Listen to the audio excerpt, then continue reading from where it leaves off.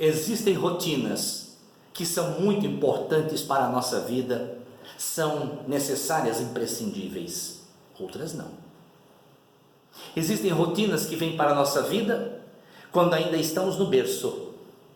Outras nós adquirimos na infância, na adolescência, na juventude, na idade adulta, na velhice.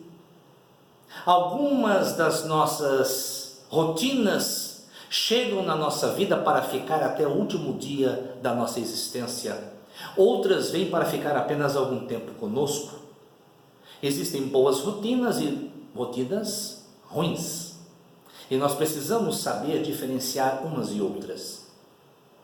Estabelecemos rotinas porque temos compromissos. Estabelecemos compromissos porque temos necessidades. Reconhecemos necessidades porque temos uma imagem acerca de nós mesmos e pensamos nas coisas que nos satisfazem as nossas necessidades segundo quem nós pensamos ser.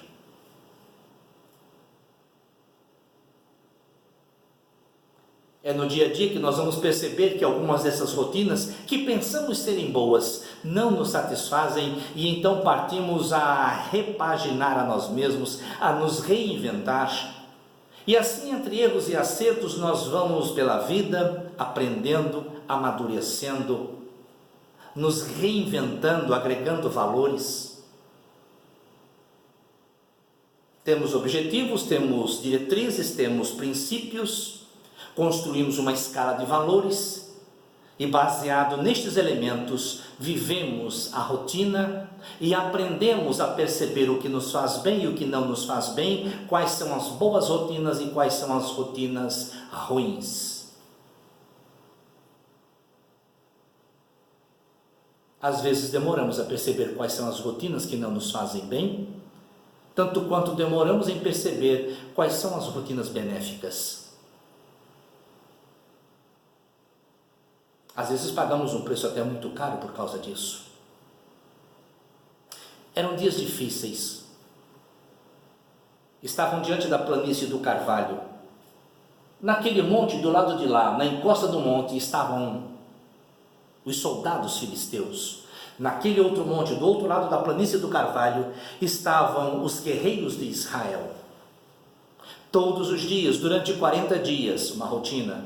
De manhã e à tarde, uma rotina extenuante. Aquele homem gigante, feroz, vinha e se posicionava na planície do Carvalho diante do povo de Israel e dizia: por que todos haveremos de guerrear? Por que tantos de nós de um lado e de outro hão de cair no campo de batalha? Façamos o seguinte: traremos o nosso campeão para que lute com o campeão de vocês, cada qual representando o seu exército e o seu povo. Aquele que vencer, vencerá em nome do seu exército e do seu povo. Aquele que perder, o seu povo se tornará escravo dos vencedores. O portador desse discurso com cara de sensatez, esse discurso com cara de razoabilidade, era Golias, um gigante filisteu vindo de Gate, uma das 5 cidades-estado da Filístia, mas ele era campeão dos filisteus. Vestia-se desde o alto da cabeça até a planta dos pés com peças de bronze, o seu capacete era de bronze. Portava uma couraça feita com escamas de bronze que lhe pesava 90 quilos e trazia proteção para as canelas e os pés, feitas em grevas de bronze. Tinha também uma lança confeccionada em bronze, cuja ponteira, fabricada de ferro fundido, somente a ponteira pesava 12 quilos. Tinha um escudo que lhe cobria o corpo todo, e sempre quando se posicionava para as suas batalhas ao longo de toda a sua vida, sempre se fazia acompanhar do seu pajem de armas, que sempre vira as suas grandes vitórias. Este homem vem e desenvolve uma rotina, toda manhã, toda tarde, insultando, injetando medo, inspirando o pavor, ameaçando, desafiando, e o povo de Israel está num beco sem saída, incapaz de saber como se posicionar diante de uma rotina que não lhes faz bem algum. Porque existem rotinas às quais nós nos prendemos de uma tal maneira que não vemos como nos desvencilhar delas. Sabemos que não nos fazem bem, mas não conseguimos abdicar dessas rotinas, nem lhes dar as costas. Havia homens notáveis em Israel. Abner, o comandante supremo dos exércitos de Israel, lá estava, mas ele não foi até a planície para lutar com o gigante.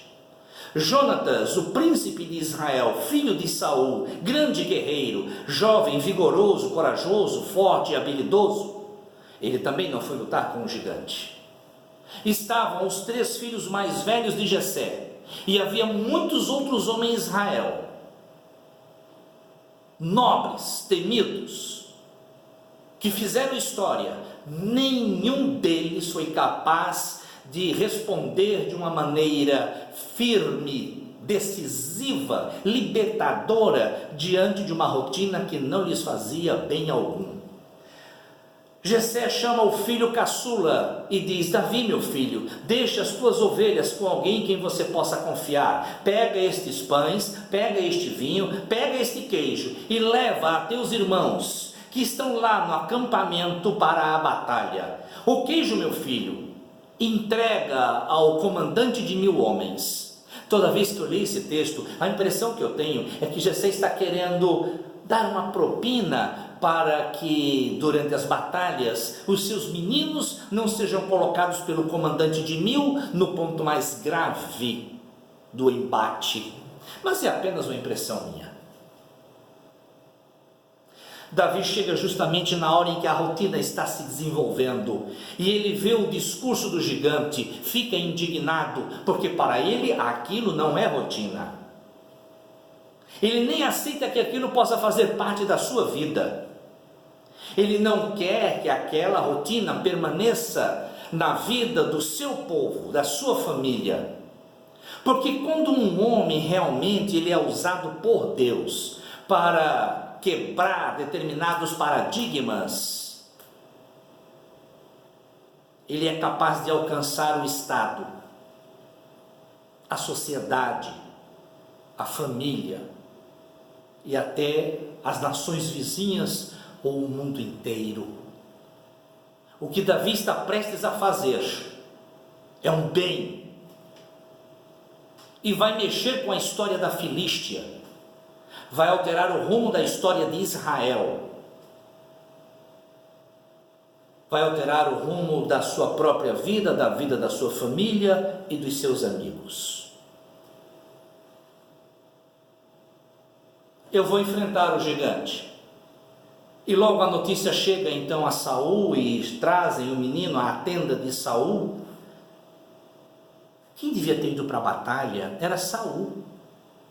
Afinal, Saul fora ungido para ser rei em Israel, era o rei de Israel, possuía uma espada. Espadas ainda eram, de certa forma, ferramentas escassas para o povo de Deus. Disse que o homem mais alto de Israel chegava-lhe apenas ao ombro. Apesar da unção, o Espírito do Senhor não estava mais sobre Saul. Fala-se muito que uma vez pastor, sempre pastor, uma vez pregador da palavra, sempre pregador da palavra. Eu vejo isso com alguma ressalva, porque Saul, por exemplo, lhe recebeu a unção para ser rei, e o Espírito do Senhor Jeová esteve sobre ele, e quando ele recebeu a unção, ele profetizou. O que ele recebeu foi apenas um sinal, a unção, que é a parte visível da graça invisível de Deus, mas quando ele abdica da sua comunhão com Deus, ele rompe o canal de autoridade e submissão, e o Espírito do Senhor Jeová se ausenta dele, e vem um espírito maligno para atormentá-lo, encontram a Davi como um menino que era capaz de tocar harpa com tamanha habilidade, que quando ele tocava a sua harpa, Saul se sentia leve, calmo, porque o espírito maligno se afastava pelos louvores de Davi. Saul não percebeu quem era o menino, bastava que soubesse tocar bem, e quando aquele menino está ali indo para enfrentar o gigante, ele se vira para o seu general Abner e pergunta: quem é esse garoto? Você sabe o nome dele? De que família ele vem? E o general diz: rei, não sei, então vai investigar. Quando ele está com Davi lá na sua tenda, ele percebe como é conveniente que Davi vá lutar no seu lugar. Não, ele veio a mim, eu concordo com vocês, aquele menino não tinha condições de lutar mesmo. Eu ainda falei para ele: filho, você não tem condições de lutar, você é um menino, você não tem experiência de batalha, e ele é um gigante acostumado a lutar. Eu ainda emprestei a minha armadura e a minha espada para ele, ele não quis. Ademais, ele falou que vinha porque Deus mandou, e quem sou eu para me colocar contra a vontade de Deus, se Deus disse para esse menino que ele deveria lutar? Eu fiz a minha parte.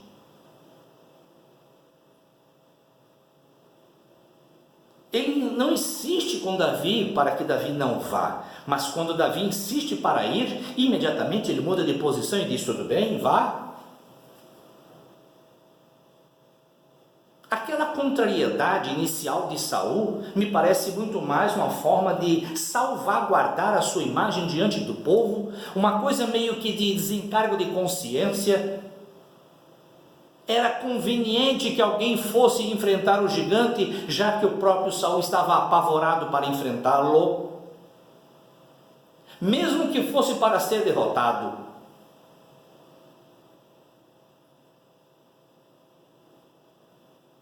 Davi desce ao campo de batalha com a sua roupa de pastor, levando o seu cajado, um alforje, 5 pedrinhas que ele pegou no ribeiro, e uma tira de couro, na qual ele poderia acondicionar a pedra, e girando a tira sobre a sua cabeça, lançar a pedra. Pouco tempo antes, havia na tribo de Benjamim 700 homens canhotos que manuseavam a funda com tamanha habilidade que eram capazes de acertar um fio de cabelo à distância sem errar. Davi vai e puxa a primeira pedra, coloca na funda, gira e atira a pedra, acerta na fronte do gigante, e o gigante cai sobre o seu próprio rosto, já morto. Davi corre até o gigante e precisaria de uma espada para lhe decepar a cabeça, mas Davi não tem espada. A espada que Saul lhe ofereceu, ele deixou com Saul. Aliás, é até curioso, porque quando nós vamos observar a história de Saul, se tem uma coisa que ele pouco usa, é a espada. A arma preferida de Saul é a lança. Quando Saul descobriu que Jonatas, seu filho, se afeiçoara a Davi e que o acobertava para que Saul não conseguisse prendê-lo e matá-lo, Saul ficou tão enraivecido que atirou a sua lança contra o próprio filho. Por 2 vezes Saul tentou matar a Davi usando lança. Um dia, quando Saul está dormindo no chão, no outeiro de Áquila, ele encrava a sua lança à cabeceira e dorme. Davi vem com todo o cuidado, sem ser visto, e consegue lhe cortar um pedaço do manto real, mas não lhe leva a lança. Um amalequita, querendo fazer-se de herói diante de Davi, diz que viu Saul, quando esse estava apoiado sobre a sua lança, no alto do monte, resistindo contra os cavalariços inimigos, que é quando Saul vem a óbito. Não, não é a espada, é a lança. No entanto, Saul, quando vai oferecer alguma coisa para Davi, lhe oferece o que é de menos valor. Saul não dá tudo de si. Saul não se empenha totalmente com Davi. Saul oferece o que é de menor valor. Lhe oferece o secundário, lhe oferece a segunda opção. Leva a espada. Davi não a quis. Não porque fosse a segunda opção, mas porque Davi percebeu que não eram aquelas as ferramentas com as quais ele poderia acabar com aquela rotina medonha para Israel. Porque para poder romper com paradigmas e rotinas, precisamos saber quais são as armas apropriadas. Às vezes as armas que servem muito bem a uns, não vão servir muito bem a outros. Quando o gigante está lutando com Davi, ele não desembainhou a espada, porque a espada, a seu ver naquele momento, não era a melhor opção. Mas quando o gigante está tombado, a espada que o gigante não quis desembainhar, esta é a que Davi vai desembainhar, tomando-a do gigante para lhe decepar a cabeça. Porque às vezes o que é bom para uma pessoa neste momento não será tão boa para outra pessoa em outro momento.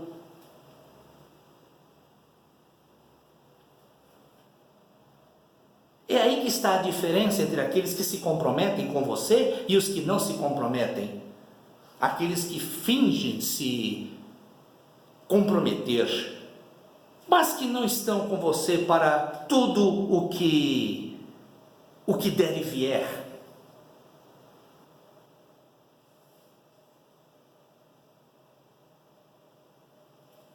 Fernando Bran, junto com Milton Nascimento, ele compõe Canção da América. Amigo é coisa para se guardar debaixo de 7 chaves dentro do coração. Amigo é coisa para se guardar do lado esquerdo do peito, mesmo que o tempo e a distância digam não. Seja o que vier, venha o que vier, qualquer dia, amigo, eu volto a te encontrar. Os verdadeiros amigos, aqueles que realmente estão empenhados, comprometidos, aliançados conosco, são aqueles que, quando têm alguma coisa a nos oferecer, oferecem de si a nós o melhor. Lucas registra que quando a mulher estava com as suas 10 moedas e perdeu uma, procurou diligentemente na sua casa e quando achou a 10ª dracma, aquela que ela havia perdido, chamou as amigas para festejar. O pastor que tinha 100 ovelhas e que perdeu uma ovelha, procurou esta ovelha no aprisco, achando-a, traz esta ovelha, junta com as outras 99 e então chama os amigos para festejar. Lucas retrata a parábola do homem que recebe visitas em casa, tarde da noite, e que não tem nada para lhes oferecer, e deixando em casa os hóspedes, vai até a casa do amigo e bate insistentemente na porta, fazendo o amigo se levantar e lhe entregar pão, para que ele possa recepcionar os seus hóspedes. Porque os verdadeiros amigos estão comprometidos com as nossas perdas, os nossos ganhos, com os nossos insucessos e com os nossos sucessos, com as nossas privações, com as nossas necessidades, com o nosso dia a dia.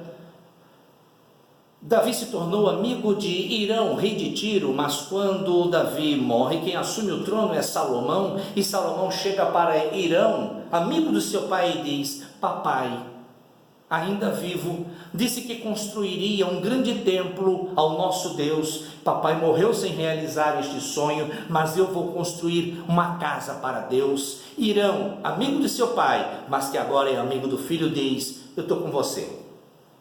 Vou mandar matéria-prima, muita matéria-prima da melhor qualidade. Enviarei também os meus melhores artífices para que acompanhem a construção e te ajudem a construir a casa do teu Deus.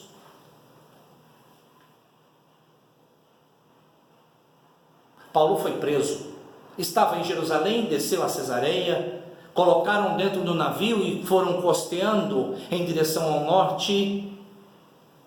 Chegam até Sidom, e quando chegam naquela cidade, Paulo desce da embarcação e é recebido pelos cristãos da cidade de Sidom, que vão cuidar dele, porque ele traz feridas das prisões que sofrera em Jerusalém e na Cesareia. Porque os amigos, eles se preocupam também com as feridas, as machucaduras que o dia a dia nos impõe.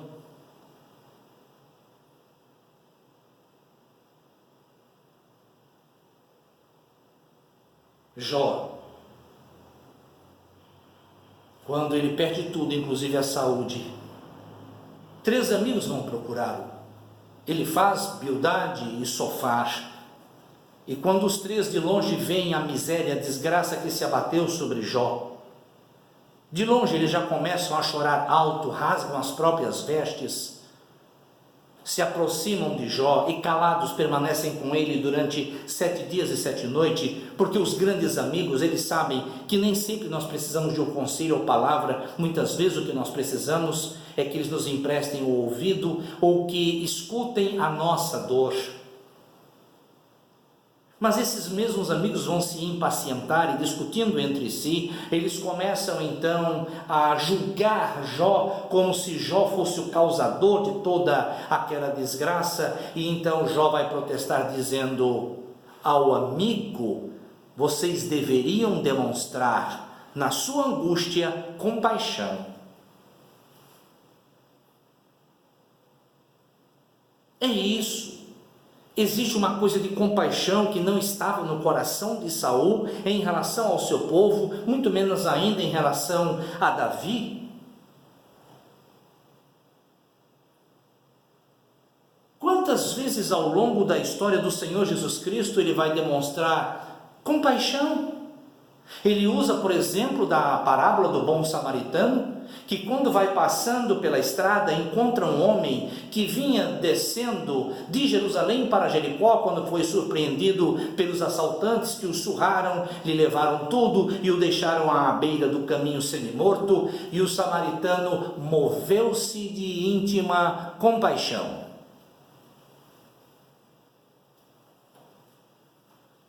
Jesus Cristo se compadecia das pessoas. Quando Lázaro faleceu, todos choravam.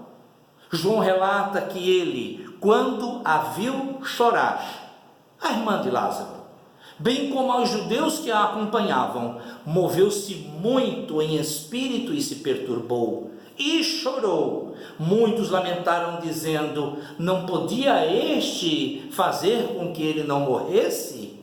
Jesus os ouviu dizerem isso e moveu-se outra vez muito em si mesmo. No deserto, muitas pessoas ouviam a Jesus Cristo, aos seus ensinos. Jesus chama os discípulos e lhes compartilha reservadamente: tenho compaixão da multidão, porque já está comigo há 3 dias e não tenho o que comer. Na epístola aos Hebreus, Jesus Cristo é apresentado como sumo sacerdote, que pode sim se compadecer das nossas fraquezas, porque ele mesmo, como nós, em tudo foi tentado, mas sem pecar. Porque o exercício sacerdotal e a amizade que Jesus nos oferece não é descomprometida, não é impessoal, não é insensível. Ele sente as nossas dores, ele se angustia com as nossas angústias e ele chora quando choramos.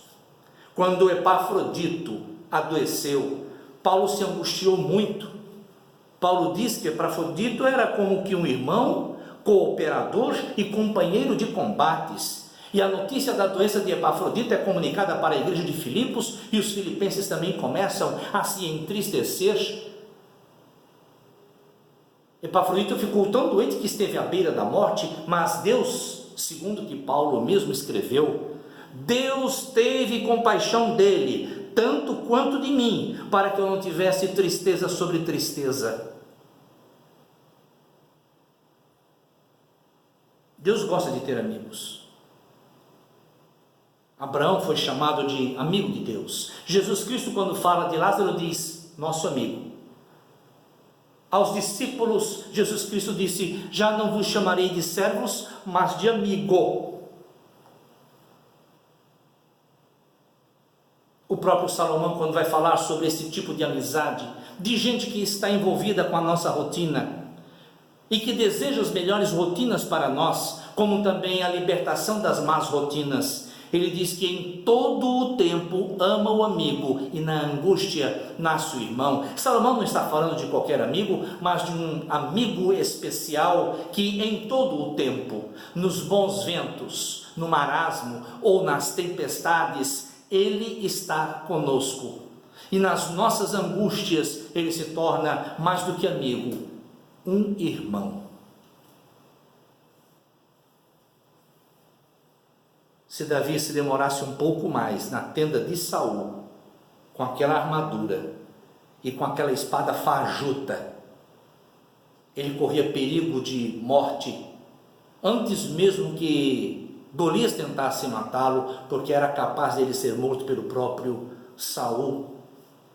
O verdadeiro amigo, ele não te envia para a batalha para ficar de camarote assistindo você se ferir todo e ser derrotado.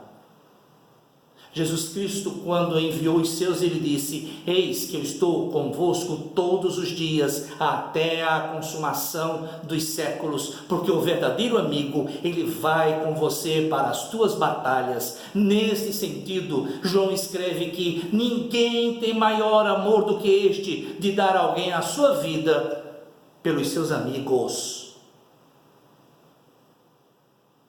Jesus Cristo, ele dá a vida dele como amigo que ele é. Dar a vida não é apenas porque ele verte o seu sangue por nós, mas é porque ele nos dá também atenção. E ele se dedica na nossa temporalidade, fazendo uso da sua eternidade para cuidar de nós. O verdadeiro amigo não vai oferecer a sua segunda opção. Ele não te dá a espada se o que ele mais usa é a lança. Ele vai oferecer sempre o melhor e a integralidade. É por isso que Paulo, ele escreve à igreja de Éfeso e diz, portanto usem cada peça da armadura de Deus, para resistir ao inimigo sempre que ele atacar, e quando tudo estiver acabado, vocês ainda estejam de pé.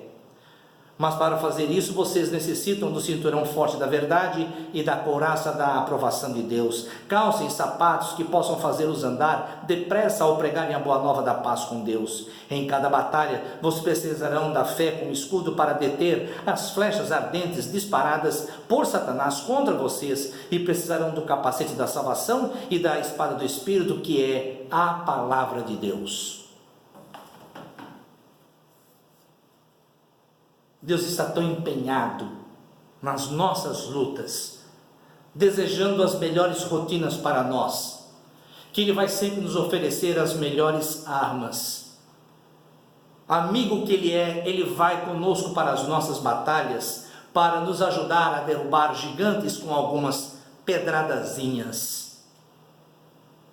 Porque então nós vamos confiar em espadas que não são o melhor que os nossos amigos nos oferecem, para deixar de confiar em Cristo, que se deu e se dá integralmente por nós e para nós.